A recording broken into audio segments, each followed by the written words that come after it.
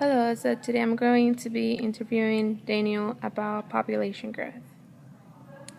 So, Daniel, tell me, can you define population growth in your own words? Okay, so I think population growth is the growth that occurs within different populations.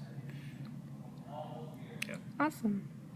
And why do you think population growth is an important topic to teach students? Because it's happening in the world today. No matter where you are in the world, your population is either decreasing, it's stable, or it's increasing. So it affects everyone. Okay, awesome.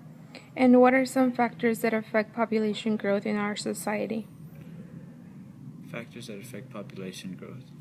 Um, so some people have a lot of kids, and some people have no kids.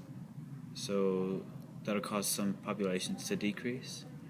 But I think in the world today, the issues are like that people are having too many kids, and it's causing the world population as a whole to increase. I think that, right, like, yeah, birth. Okay, awesome. What methods can be used to measure population growth? Um, so we have the census, so we can gather all that data uh, from each section of the parts of the world, and we gather it, and so we find out whole populations of sections of the world, and then we can analyze those the data from one year and compare it to the data from another year, and kind of just see what kind of relationships there are between them. And from there, we can see if population is decreasing, increasing, or if it's just stable. Yeah, we can just use functions, tables, graphs. But I think the census plays a big part in helping us gather that data. Okay, awesome. Since you mentioned the graphs, what data can you obtain from a table or a graph? Okay, so depending on the graph or the models that you look at, you can obtain the actual population in number over so many years. A line graph would show you what the population is for every increment of years. And tables will do the same thing.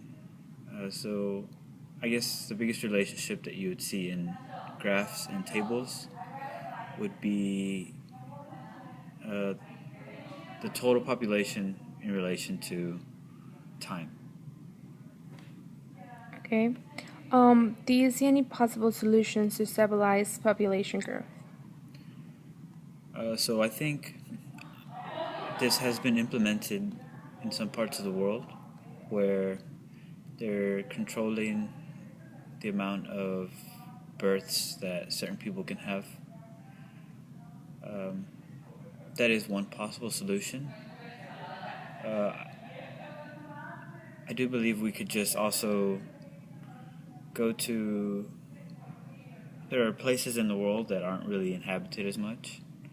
We could start to urbanize those places and send some people that way. And it would reduce the overcrowding of certain places and kind of just use the world wisely, the area of it. Okay. What are some consequences that contribute to overpopulation? So we all live on resources. So if there are too many of us, then we won't have enough resources or sufficient resources to sustain our lives the way they are now. We would have to adapt to use less resources, and that might make us less efficient as human beings. And it might actually cause tension between different parties, And I think it could lead to like chaos if the world becomes too overpopulated, where people are going to be fighting for resources. And yeah, that could cause major issues between different parties of the world. Okay, awesome. Well, this is the end of our interview over population growth. Thank you.